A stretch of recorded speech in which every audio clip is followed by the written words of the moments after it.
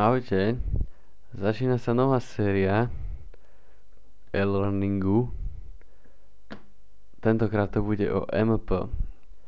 Ja som pripravil pár obrázočkov a tak ja o nich budem rozprávať a môžete si ich potom nájsť na mojom Google Drive. Pod videom bude link na to. Z prvej prednášky, ktorá bola na cviku, som bol dosť zmetený, tak som urobil taký výcuc všetkých tých nenormálnych písmen, ktorých je tu plná strana. Takže čo to tak asi znamenajú tie veci? Táto lišta by sa mi mohla schovať. Schovala sa, dobre. Takže objavovali sa najmä písmenka ako U, 1, U2, U3, A1, A2, A3, H1, H2, H3. No, týka sa to všetko krivočiarých súradnicových systémov, kde U1, U2, U3 tak sú označené 3 premenné. Bereme vlastne ortogonálne krivočiare súradnicové systémy, čiže tie 3 premenné sú, alebo tie 3 rozmery sú v každom mieste na seba kolmé. A naozaj takýchto systémov je viac. Nie len ten klasický X, Y, Z, ale aj tu na Rho, Psi, Z, čo je cylindrický systém, a R, Theta, Psi, čo je sférický systém. Obrázky, naozaj na to som si netrúfal, aby som kreslil, však tie si nájdete v zošite.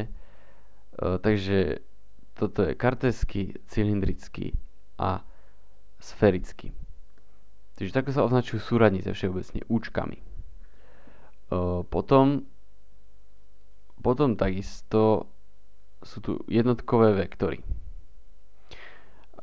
Tak ako sme mali I je K bežne vo fyzike, tak teraz to budú pre kartézsky systém UX, UY a UZ. Pod tým zase je pre cylindrický a pre sférický systém.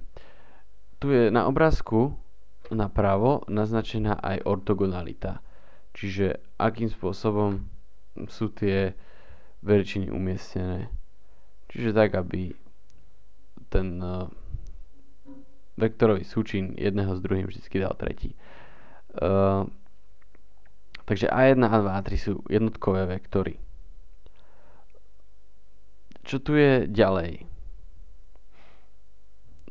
No, oni sa teraz síce volajú Ačka, hej, ale potom už konkrétne sú Účka s indexom tej danej premennej.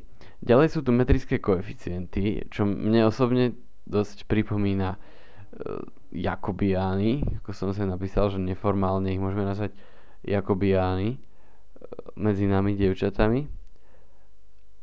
Pretože, keď si všimneme, napríklad pri kartézskom systéme sú všetky háčka 1. Pretože ich úlohou tých háčok je vlastne premeniť všetky rozmery na dĺžkové. Niektoré súradnice nemusí mať dĺžkový zmysel, ako napríklad uhly. Keď sa pozriem na všetky vlastne veličiny dĺžkové, majú háčka 1, čiže X, Y, Z, alebo z cylindrického systému Rho a Z a zo sférického systému R. Vždycky háčko je 1. No a navyše ešte pri tých iných, pri tých uhlových, to háčko nie je 1. Napríklad tu na je háčko Psi, pre Psi je ten metrický koeficient Rho, a sem zase pre tetu je metrický koeficient R a sem je R sinus teta, takže ono to sa dá z obrázku potom vyčítať, kto bude chcieť, ale tak prehľad je. Potom sa si dá zapísať ešte aj takéto, že A1 s čiarou, čo je vlastne H1 krát A1, čiže keď to oddialím, čo je tu ten A1, čo je H1, tak A1 je jednotkový vektor, a keď ho vynásobím jeho metrickým koeficientom, tak dostanem nejaké A1 s čiarou. To preto, že sa to bude používať. No potom bolo treba zadefinovať dĺžkové elementy. Tak dĺžkový element to je prvé, to čo si človek spomenie, je dx, dy, dz. Veľmi správne, ale v krivočiarých súradnicových systémoch to treba povedať všeobecnejšie. Čiže no jednak, že je tu to ako keby dx a pravda, že násobené tým jednotkovým vektorom a príslušným metrickým koeficientom. No, o tom sa nedá veľmi klábosiť, lebo čo? To jednoducho tak je, hej. Potom sa to vie označiť ešte aj takýmito, že ds1. No a sem som znova vypísal tie dĺžkové elementy pre každý ten systém, ktorý zvykneme používať. Plošný element sa získa tak, že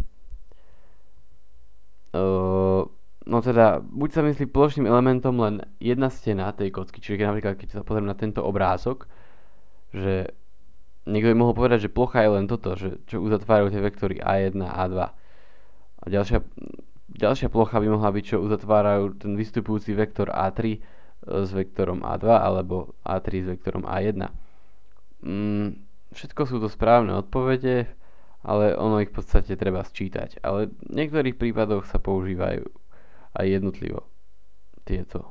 No a získajú sa tak, že napríklad ten ds1, ktorý má vlastne smer vektora A1, tak ten sa vlastne vypočíta ako vektorový súčin tých ostatných dĺžkových kúsočkov. No a potom sa to tu celé vlastne ani nepožerie, skôr sa to rozmnoží, by som povedal, na takúto veľkú galibu. Čiže pri A1 stoja dvojky, trojky, pri A2 stojí jednotka, trojka, pri A3 stojí jednotka, dvojka. Všetko z toho vektorového súčinu.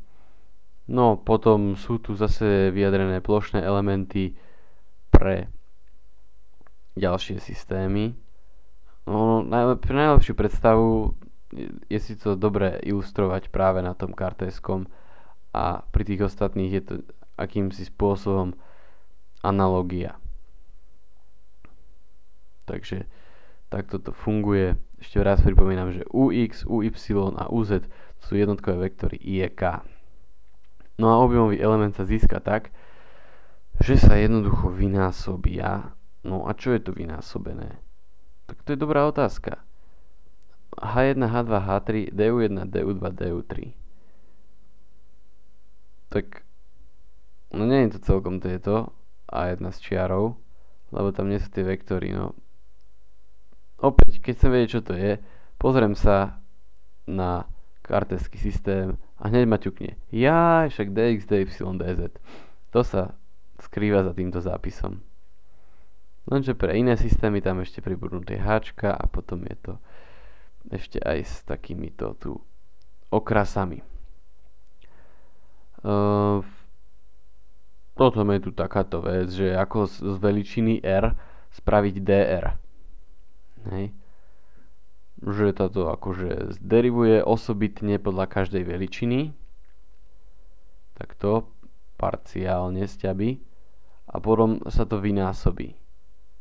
Čiže keby sme to chceli nejako povedať pre kartézsky systém, tak dr je vlastne derivácia rk podľa xu krát dx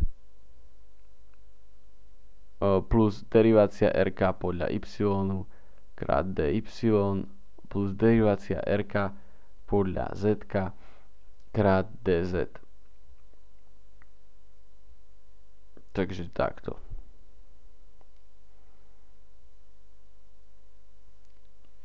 Tu som ešte vypísal pod sebou, kto by nevedel, v akom poradí všade uvádzam tie informácie o jednotlivých súradných systémoch. Poďme na ďalší slajd. No, toto je bomba teda. Jednoducho, operátory poľa. No čoraz viac zistím, že je to celkom pekné, by som povedal. Gradient, divergencia, rotácia. No, o čom je reč? V podstate sú to nejaké operácie, ktoré vykonám na veličine. Gradient sa spravidla vykonáva na skalárnej veličine a výsledkom je vektor. Čo to znamená? Vlastne gradient mi vypluje nejaký vektor alebo smer maximálneho prírastku skalárnej funkcie. Čiže napríklad elektrická intenzita je minus gradient phi, čiže ona ide opačným smerom, ako je maximálny prírastok potenciálu. Ako sa to počíta? No na niečo sme počítali už aj na fyzike s tým gradientom, ale tam to bolo vždy len v kartéskom súradnom systéme a preto to bolo exaktnejšie. Teraz už sme znova asi dopletení, že do paže, čo sú tam tie Ačka a Účka a neviem čo, tak ja by som to asi spravil tak, že ešte si pomôžeme jedným takto ešte jedným obrázkom. Na jeden dám ten predošlý slajd a na druhý dáme tieto operátory poľa. Dobre, a ideme to analyzovať. Čo tu vidíme také, že sa nám nepáči? Takže derivujeme phi podľa U1. Čo je to U1? Súradnice daného systému sú U1, U2, U3. Čiže to je ako keby derivácia phi podľa x krát A1. Čo je A1? Jednotkový vektor. No a je to delené takýmto tým metrickým koeficientom. To je v podstate to, čo sa zmení pri krivočiarich oproti kartéskému. A ešte to takto celé sa dá označiť ako G1. A analogicky pri ostatných sa robí to samé. To je zase nejaké G2 a zase nejaké G3.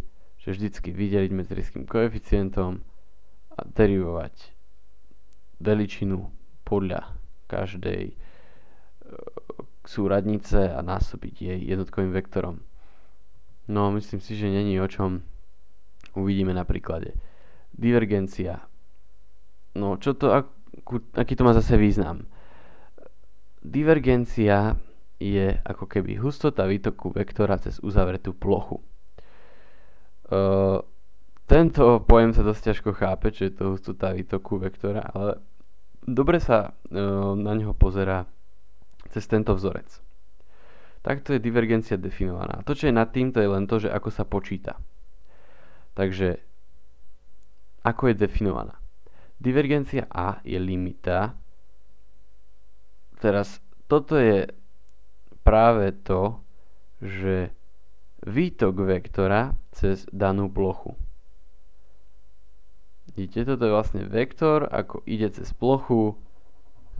Ten skalárny súčin tam je, aby to vyzeralo drsne.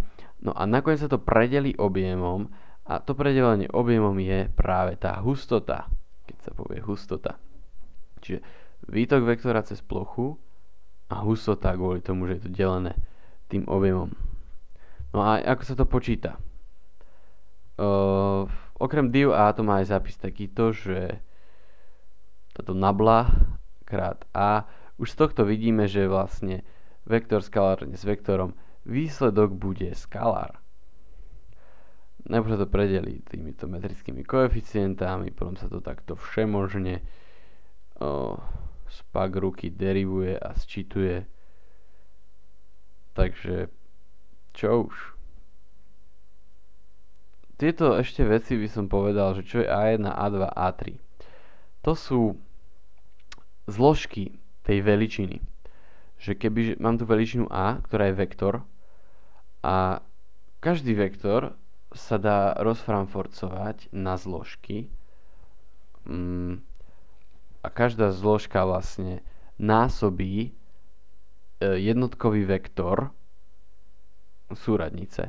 Čiže napríklad, keď máte nejaký polohový vektor, že 3 minus 2, 1, hej, vždycky 3 zložky, no tak to znamená, že trojkou násobíme jednotkový vektor prvej súradnice minus dvojkou jednotkový vektor druhej súradnice a tak ďalej. No a čiže to číslo, ktoré stojí pri jednotkovom vektore, to je práve toto A1, hej, alebo A2, A3. Čiže to treba vidieť potom v tom vektore, že čo je tá zložka.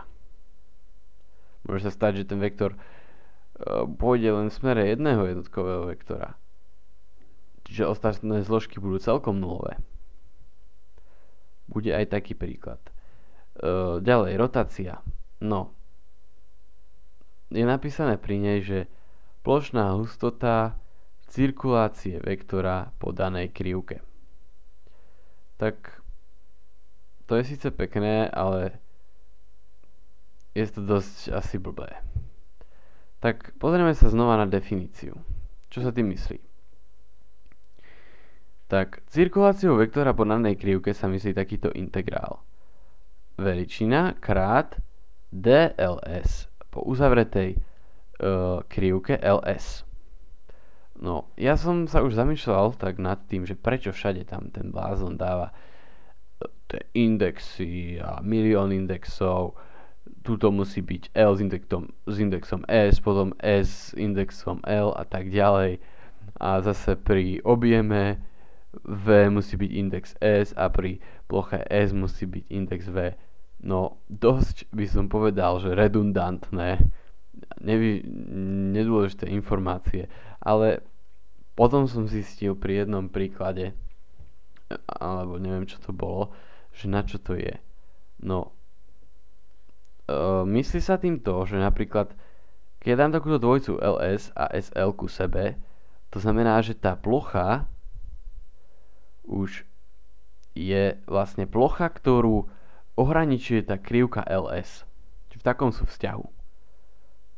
Čiže SL je vlastne plocha, ktorú vo vnútri, ako int LS by sme povedali, hej, vnútro tej krivky. Takže tak. Lebo môžu sa v príklade vyskytovať rôzne plochy. A len tá, ktorá je označená SL, je vlastne vnútro krivky. Dobre, ale zase som odbehol od témy, čo som nechcel veľmi, ale tak čo už. Takže rotácia je plošná hustota cirkulácie vektora po danej krivke. Čiže tu je cirkulácia vektora po krivke a plošná hustota, lebo je to delené plochou. Predtým bola uťaná hustota výtoku vektora, lebo to bolo delené objemom. A vidíme tu na aj, že jak sa to počíta. No, dosť blbé. No, tá rotácia sa počíta pre každú zložku jak si zvlášť. A tento zápis je dosť škaredý, by som povedal. Ale vykúpením je zápis rotácie ako determinantu. Toto je naozaj to, z čoho treba vedieť počítať rotáciu. Čiže 1 lomeno všetky metrické koeficienty a takto to zapísať. Podľa čoho si to zapamätať tento determinant. No v prvom aj treťom riadku je H1 A1, H2 A2, H3 A3, ibaže v prvom riadku sú malé písmenka s vektormi, čiže jednotkové vektory, a v treťom riadku sú veľké písmenka bez vektorov, čiže zložky tej veličiny toho vektora. A v strede sú derivácie podľa jednotlivých veličín, súradníc. No a ešte som tu napísal dôležitú poznámku. Rozvoj vždy podľa R1. Lebo som sa okašľal pri jednom príklade, že som rozvíjal podľa, ja neviem, tretieho riadku, pretože som si povedal, no tak fajne, budem rozvíjať determinant podľa tretieho riadku, lebo prvá zložka je nulová, druhá je nulová, iba tretia je dačo. No, lenže tým, že sú tie derivácie, oni komplikujú život. Lebo nie je jedno, na čo sa aplikujú. Pretože niekedy tie háčka závisia od jednotlivých veličín. A keď sa tie podderivujú nesprávne, tak je to celé zle. Rozvíje teda vždy podľa R1, preto aby sa potom tie Dčka tej derivácie uplatňovali len na tretí riadok. Derivuje sa vždycky len tretí riadok. Keď si všimneme aj sem, jak je to rozpísané, naozaj za tým D, to čo sa derivuje sú len tie A3, H3, A2, H2, A1, H1, nič iné. Dobre, no tak sme zmákli aj rotation, potom je tu Laplaceov operátor, ten sme ešte nepočítali nejako na cviku, asi je to len také do počtu, že divergencia gradientu, nevyjadrujem sa. Gaussova veta, no toto osobne mňa strašne plietlo, pretože je to niečo úplne iné ako tá Gaussovka, ktorú sme mali na fyzike 2, povedzme, hej? Absolútne to nesúvisí, tak poviem. Ale hovorí o tom, ako prejsť z integrovania cez plochu na integrovanie cez objem a naopak. Nie je to nič nové, na všetko sa dá prísť len pomocou znalosti definície divergencie a rotácie. No. Teraz som akurát vypol ten druhý keď by sa mi zišiel, takže ja to skúsim obnoviť a spravíme to, by som to spraviť tak, že by sme to tu pricapli hore. Asi to použijem ELO, alebo nie. Teraz mi to nejako nejde. Vtedy mi nešlo. Dneska mi nejde. No nabok sa to dá pricapiť a hore nie. No to je hrubá urážka. Dobre. Uspokojíme sa aj s tým, že to bude pricapené nabok. No, ide o to, že potrebujem teraz naozaj mať tie dva vzťahy vedľa seba. Ideálne nad sebou, aby sme porovnali tie vzťahy. Čiže nájdem divergenciu teraz. No, tu mám divergenciu. Toto je ona. Divergencia A sa rovná limita A dsv a deleno delta vs, proste bla bla bla. No a sem vidíme Gaussova veta. Tieto dva vzťahy ideme porovnať. A toto Ačko je Ačko. To, že je tam to Rko, tak to už neviem. Asi niekto mal veľa kriedy. Ale v praxi, kebyže teraz dosadím túto divergenciu, ktorú mám sem rozpísanú, do tohto vzťahu, tak čo sa mi stane? Prvá vec, čo sa stane, celé to tam dosadím, si predstavte, celú tú limitu, a potom pôjde sem predintegrál, ale celé toto 1 lomeno delta vs, integrál a dsv. Príde sem namiesto tej divergencie. Prvé, čo sa stane, bude, že sa ušmykne toto dvs s týmto nekonečne malým delta vs a tým pádom aj celá limita môže ísť do paže.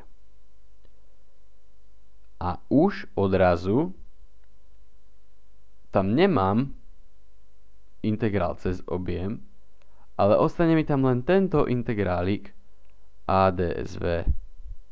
No a to je toto. Jedna vec ma tam však metie, že ako keby tie dva znaky integrovania tam ostanú, hej. Tak je to také zvláštne, no ale ten jeden znak integrovania on odíde spolu s tým, jak sa škrtne toto.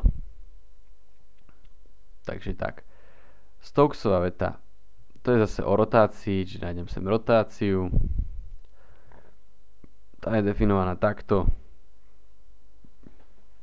No a ešte ten zápis rotácie ja som predtým nekomentoval, tak teraz ho okomentujem. On tu má takéto zátvorky okolo seba a v indexe má n.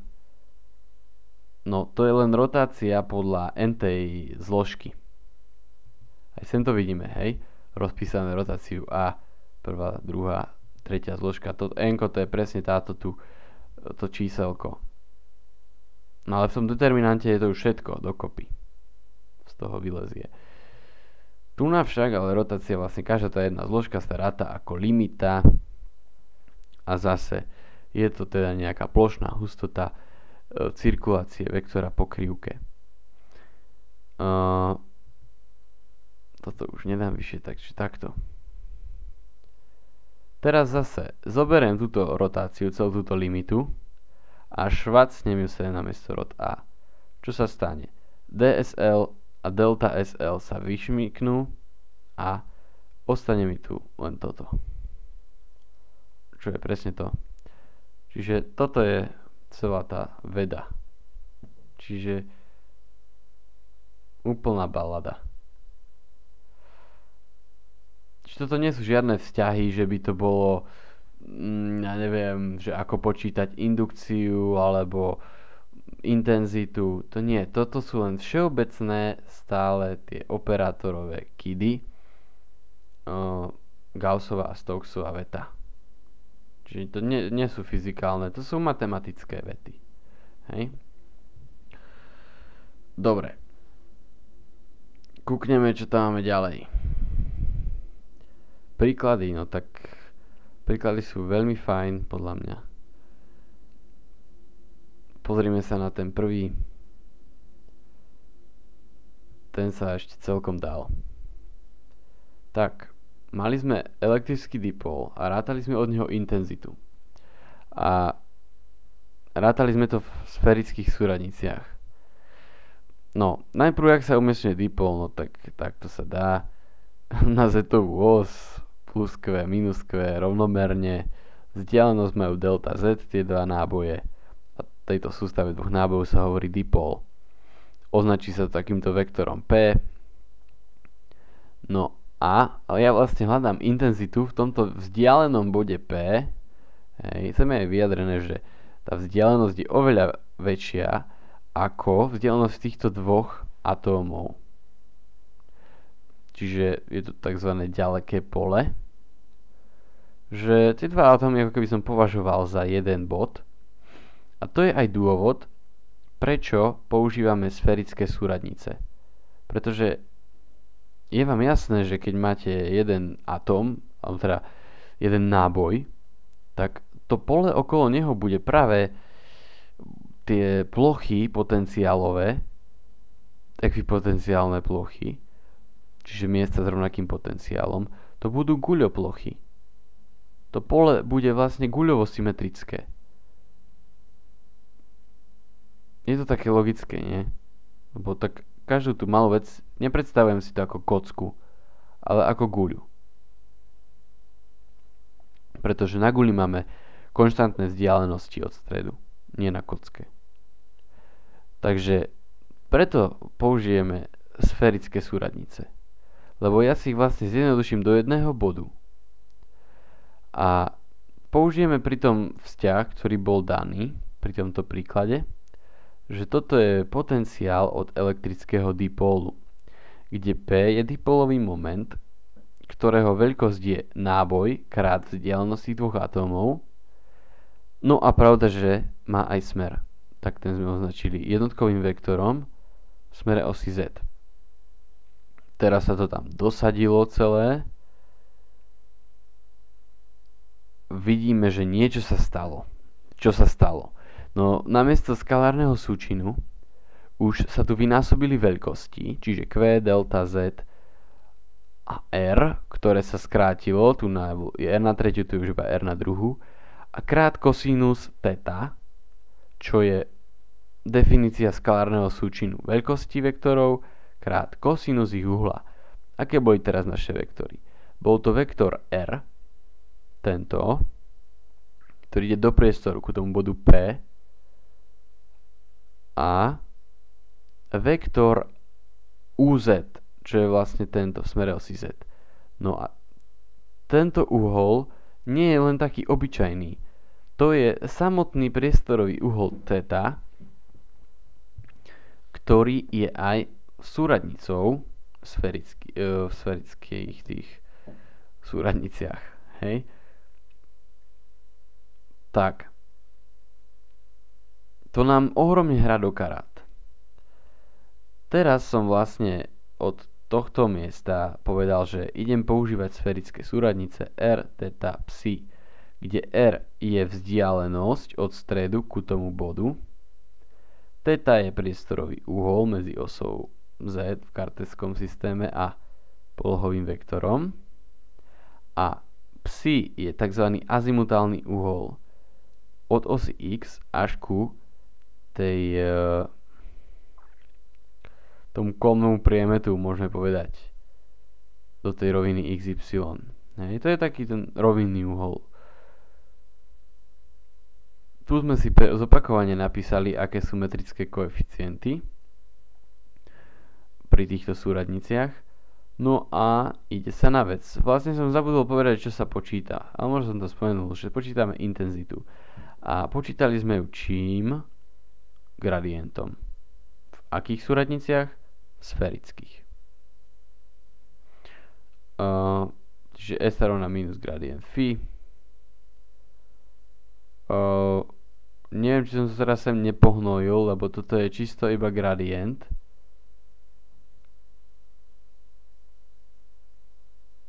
Gradient phi. A sem asi chýba mínusko. To som si teraz uvedomil. Ale nevadí. Čiže tuto som už dopísal, že kde ktoré háčko, ktorú premennú treba dosadiť. Čiže tuto využívame definíciu gradientu. A čo je tam ďalej? No, tu sa dosadia tie zložky. Hej? Čiže normálne zoberiem tú funkciu phi, to je toto, a idem na to derivovať to. Najprv podľa r-ka. Tak to je r na druhú, že to sa zderivuje a tu je ešte mínusko ináč. Tak možno, že sem ani nemusí. Sem malo byť, no. To sa nejako poje, by som povedal.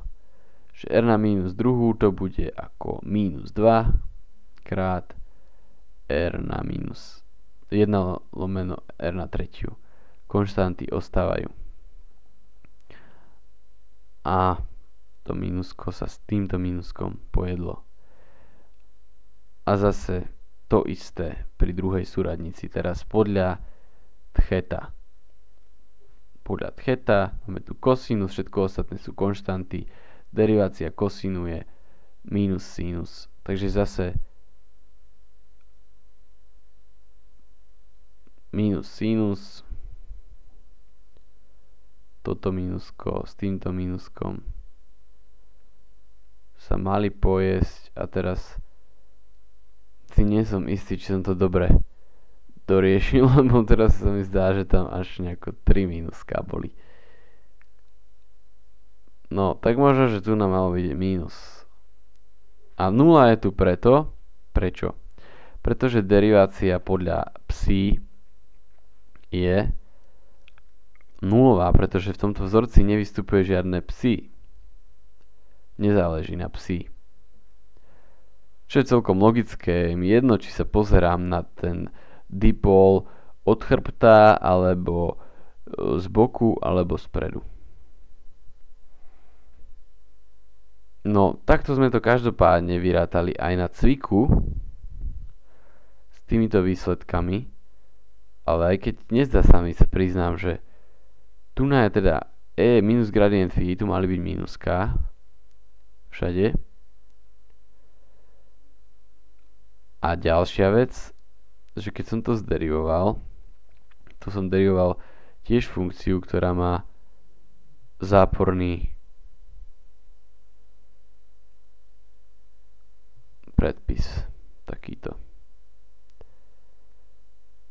No, zaujímavé. Tu som asi na niečo zabudol. Zabudol som na to, že ako keby sa zabudlo, že ono to má záporný predpis. Ktorý je už i tak sporný, by som povedal, pretože potom sme rátali na ďalšom cviku príklad, kde sme tento vzorec vlastne odvádzali a vyšiel nám skladným znamienkom, takže možno, že je to fail, aj keď nezdá sa mi. No, každopádne znamienka sú vec, ktorú už akože vieme. Teraz je dôležité sústrediť sa na to, že či sme to dobre zderivovali, dobre vydelili a tak ďalej. Sa vyberá niečo pred zátvorku a vidíme zložky. Tu sú tie zložky teraz, ako sme tam mali všeobecne, že A1, A2, A3. Tak zase sem máme ER, e theta, no a e psi je samozrejme nulová. Podľa čoho ich urobím? Tie zložky to je všetko to, čo stojí pri ich jednotkových vektoroch. Všetko to, čo stojí pri UR, je zložka ER. Všetko to, čo stojí pri jednotkovom vektore U theta, je zložka E theta. Dobre. Môžeme ísť ďalej. Stále sú to príklady z prvého výpočtového cvika, aj keď oficiálne druhého, pretože to celkom prvé bola prednáška. No, tak teraz budeme zase počítať magnetický dipol. Máme daný Coulombov magnetický moment, ktorý sa od toho, čo sme mali vo fyzike 2, líši tým, že je tu ešte aj to -0. To je len vec definície. No, zase je to nejaký prúdik elementárny, čiže tam len jeden elektrón, tak jeden elektrón a takto je nejaká veličina definovaná, ktorá ide vlastne takisto v tých takých sústredných kružniciach a tá veličina sa volá A, tak sa označuje, a volá sa vektorový magnetický potenciál, ktorý má takýto nejaký vzorec. Tu sú nejaké konštanty, ktoré som označil K a budeme tu sinus theta lomeno R na druhu. No a zaujímavé je, že smer je vždycky u psi. V každom bode má taký smer ako prírastok psíčka. Čiže furt sa zatáča a zatáča doľava a doľava v každom mieste. Tak, znova hádžeme tam teda sférické súradnice na to, aby sme vyrátali túto magnetickú indukciu, hej. No a toto je ukážka na rotáciu, pretože magnetická indukcia sa ráta ako rotácia z toho vektorového magnetického potenciálu. No a sem si prevedieme, jak to teda rotovať s tým determinantom. Tu sú všeobecné najprv výpisky tých vecí s číslami len, bez veličín. A potom sa už dostať za jednotlivé veličiny. No, netreba sa nechať zmiasť, že A1 a A2 sú nulové. Hej, sú naozaj nulové, pretože celé to Ačko je len s jednotkovým vektorom u psi. Čiže len tá tretia súradnica, tá psi, nás tak zaujíma. No ale nemôžem robiť rozvoj podľa tretieho riadku. Vždy podľa prvého. Tak vyberú sa tie súčin metrických koeficientov, sa takto vezme dopredu a ide sa na to. Determinant, klasické riešenie. Teraz už sa aj musia premieňať písmenka po niektoré. Čiže Ačka s vektorom sa premieňajú na Účka, to sú tie jednotkové vektory. Čiže A1 je UR. H1 je 1, lebo je to R, dĺžka. Krát derivácia podľa thety. No theta to je toto U2, hej. Derivácia podľa thety a takto krížom z H3 A3. Čo je H3? To je H psi, to je R sinus theta. A3 to je K krát sinus theta lomeno R na druhu. Všetko sa to tu dosadí. Druhý smer je nulový. Derivácia nulovej veličiny je nulová. Nepíšem. Teraz idem podľa tohto robiť. H2 A2. Čiže mínus. H2 je R. A2 je u theta. Čo ďalej? Krát D lomeno DR, to je toto.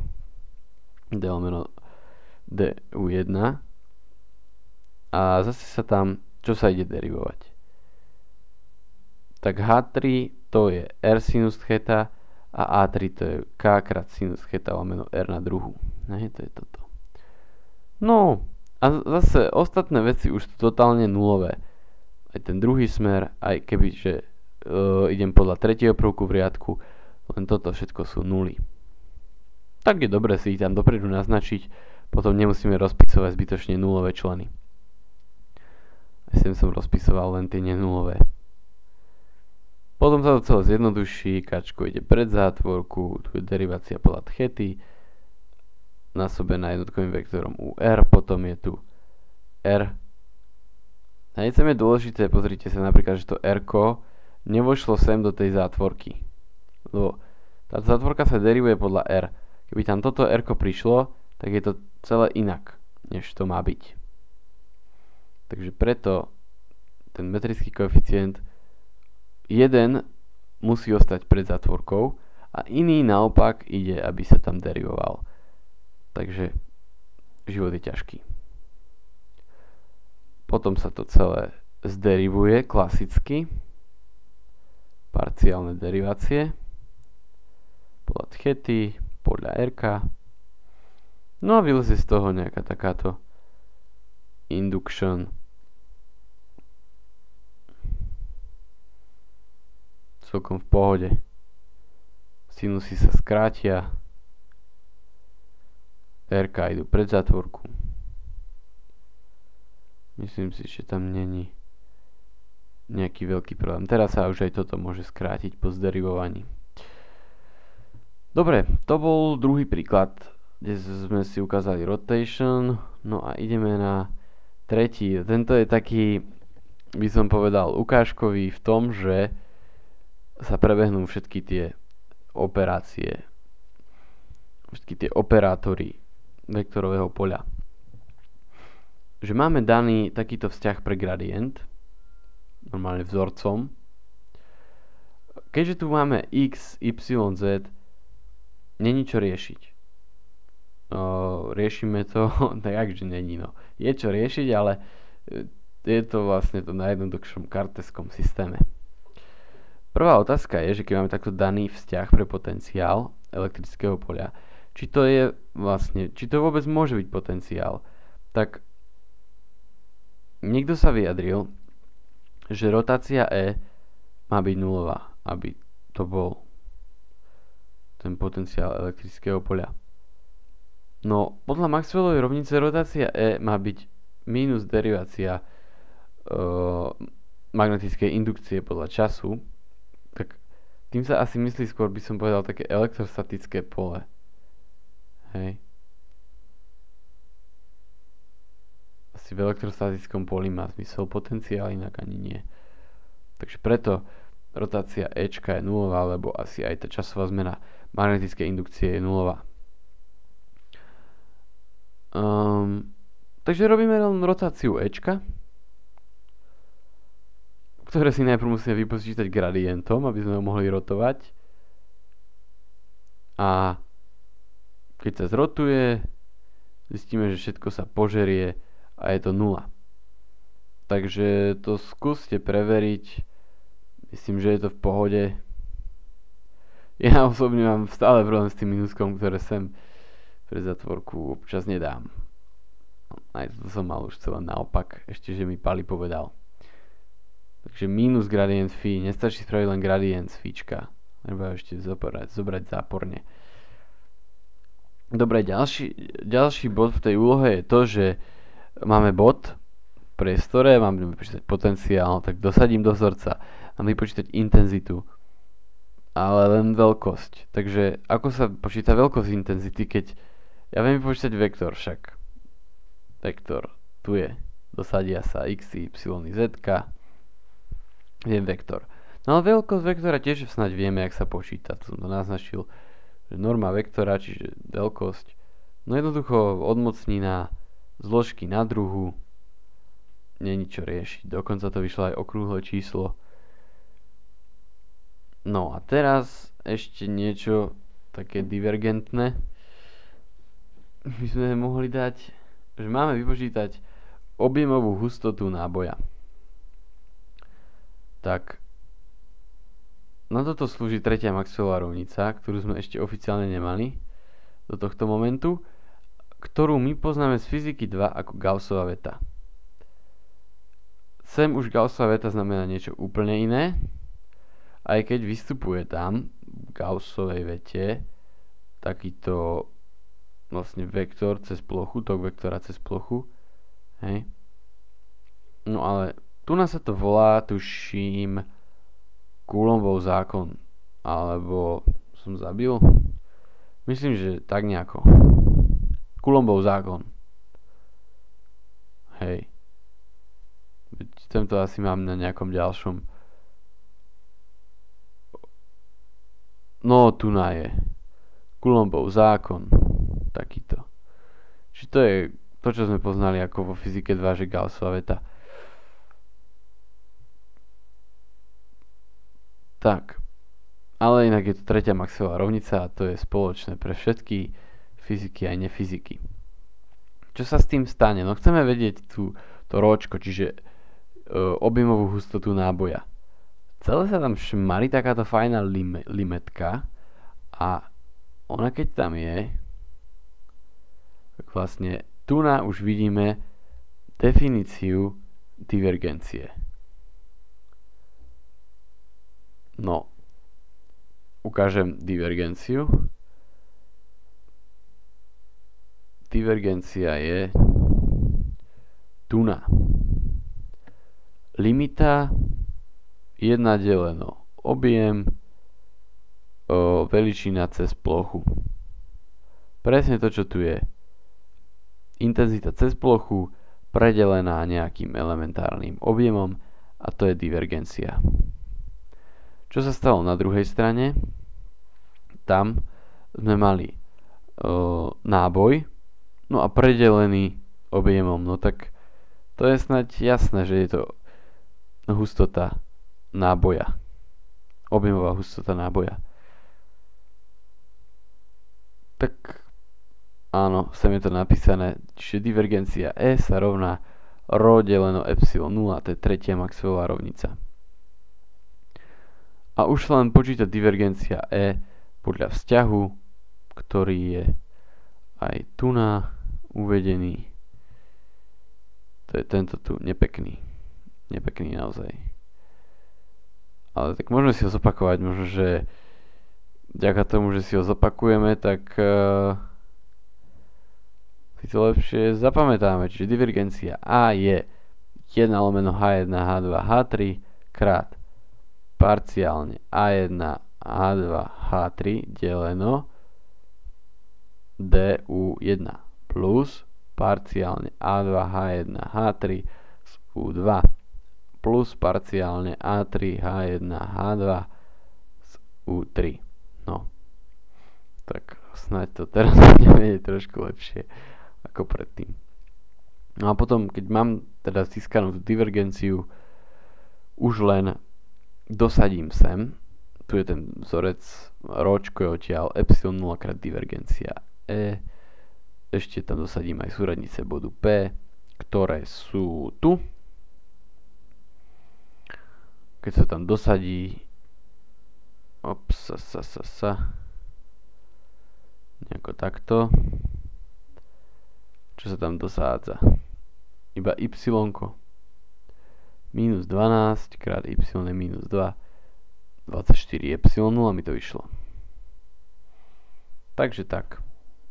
Toto je asi koniec prvej časti. Arrivederci, Maxiera končí.